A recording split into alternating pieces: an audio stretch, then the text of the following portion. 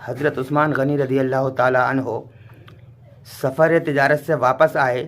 جب آپ مدینہ میں داخل ہوئے تو آپ نے دیکھا مدینہ میں ہر طرف غم کا ماحول ہے، اداسی چھائی ہوئی ہے۔ آپ نے کسی سے پوچھا کہ کیا بات ہے؟ مدینہ کے گلی کوچوں میں اور بازار میں رونق نہیں نظر آ رہی، سب میں اداسی ہے اور غم کا ماحول ہے۔ بتایا گیا کہ مدینہ کا پانی بند کر دیا گیا ہے۔ حضرت عثمان غنی رضی اللہ تعالیٰ عنہ نے پوچھا کہ پھر کیا میرے آقا حضور صلی اللہ علیہ وآلہ وسلم بھی پیاسے ہیں؟ فرمایا کہ ہاں، وہ بھی تقریباً 3 دن سے پیاسے ہیں۔ حضرت عثمان غنی رضی اللہ تعالیٰ عنہ یہ سن کر بے چین ہو گئے اور سیدھے وہاں سے دراصل مدینہ کے باشندے جس کنویں کا پانی پیتے تھے اس کنویں کا مالک ایک یہودی تھا اور اس نے پانی دینے سے انکار کر دیا تھا، پانی دینا بند کر دیا تھا۔ اس لیے مدینہ کے لوگ پانی سے پریشان تھے اور تمام مدینہ میں اداسی اور غم کا ماحول تھا، سب طرف ایک ماتم سا چھایا ہوا تھا۔ حضرت عثمان غنی رضی اللہ تعالیٰ عنہ کو جب یہ پتہ چلا کہ اس یہودی نے اپنا کنویں کا پانی دینے سے انکار کر دیا ہے، پانی دینا بند کر دیا ہے، اور میرے آقا حضور نبی کونین صلی اللہ علیہ وآلہ وسلم بھی 3 دن سے پیاسے ہیں، اب بے چین ہو گئے۔ فوراً وہاں سے دوڑ لگائی۔ دیکھنے والے نے دیکھا کہ یہ مسجد نبوی کی طرف جانے کے بجائے ان کو مسجد نبوی میں جانا چاہیے تھا، حضور سرور کائنات صلی اللہ علیہ وآلہ وسلم کے پاس جانا چاہیے تھا، لیکن آپ نے سیدھی دوڑ لگائی اور آپ اس یہودی کے گھر پہنچے جس کا کنواں تھا، جس کے کنویں سے سارے مدینے والے پانی پیتے تھے۔ آپ نے اس سے کہا کہ کیا آپ کنواں بیچتے ہو؟ اس نے منع کر دیا، میں کنواں نہیں بیچوں گا۔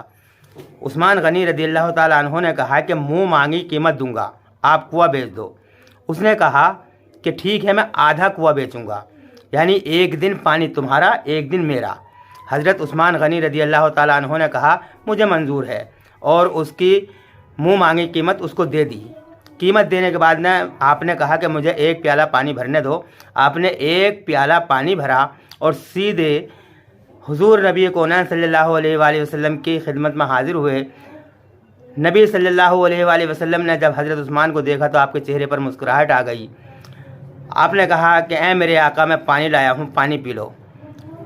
حضور صلی اللہ علیہ وآلہ وسلم نے فرمایا کہ عثمان، یہ کیسے ہو سکتا ہے کہ مدینے والے پیاسے رہیں اور میں پانی پی لوں؟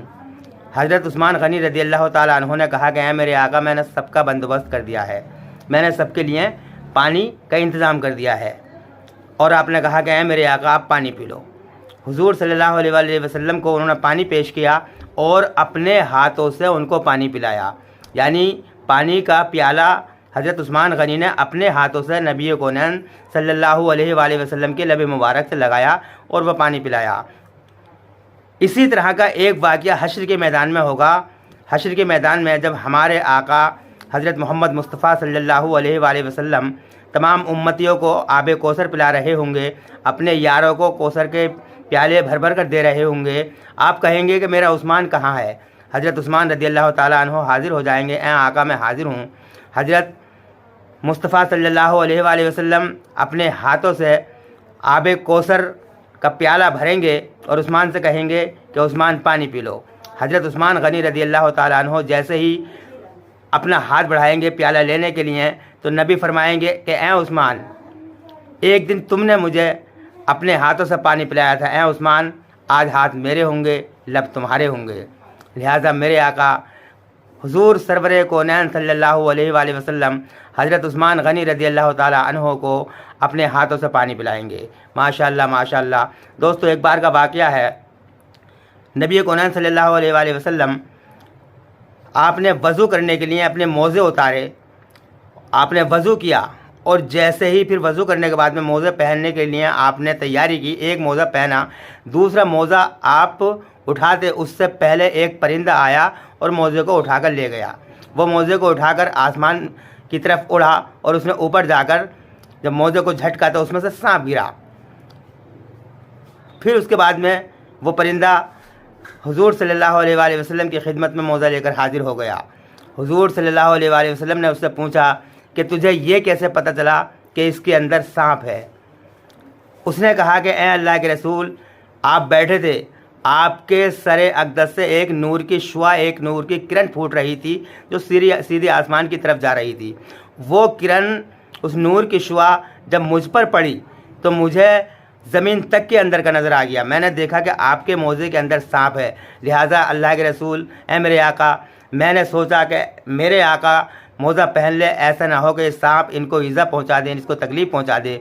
लिहाजा मैं उस मोज़े को लेकर उड़ गया और मैंने सांप गिरा दिया। माशाल्लाह माशाल्लाह दोस्तों, ये हमारे नबी की शान है कि परिंदे भी आपके हुक्म के ताबे हैं, आपका हुक्म मानते हैं। एक हमारे भाई हैं जो नबी को अपने जैसा बशर कहते हैं, उनको इल्म गैब से इनकार करते हैं और उनकी इज़्ज़त को घटाते हैं। मैं उन लोगों से गुजारिश करूंगा कि नबी के मर्तबे को समझें। अरे इंसान, तेरी क्या औकात है?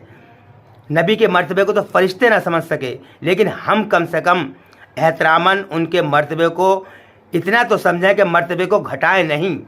अगर बढ़ा भी नहीं सकते तो मर्तबे को घटाएं तो ना, मर्तबे को उनके मर्तबे के बराबर पेश कर दें। अब हम कह दें कि हम नबी सल्लल्लाहु अलैहि वसल्लम जैसे हैं या नबी हमारे जैसे बशर हैं, माज़अल्लाह, हम कैसे हो सकते हैं? हम एक मोज़ा पहनने के लिए बैठ जाए, उसमें सांप छिप जाए तो पता चलेगा सांप काट लेगा, तो हम उनके बराबर या वो हमारे बराबर कैसे हो गए? हम तो उनके कदमों की धूल भी ना है। उनके कदमों की 70 हिस्से, आज मैं समझता हूँ, मैं तो लाखों हिस्से भी कहूँ तो उस हिस्से से भी कम हम उनके कदमों की धूल भी नहीं है। मैं तो दुआ करता हूँ कि अल्लाह ताला हमें रसूल करीम सल्लल्लाहु अलैहि वसल्लम की मोहब्बत और उनकी शफ़ाअत और उनकी शफ़क़त और उनकी रहमत नसीब फरमाए, और अल्लाह रब्बुल इज़्ज़त उनके सदक़े में हमें हमारे गुनाहों को माफ़ फरमाए और परवरदिगार आलम मैदान महशर में उनकी शफ़ाअत नसीब फरमाए।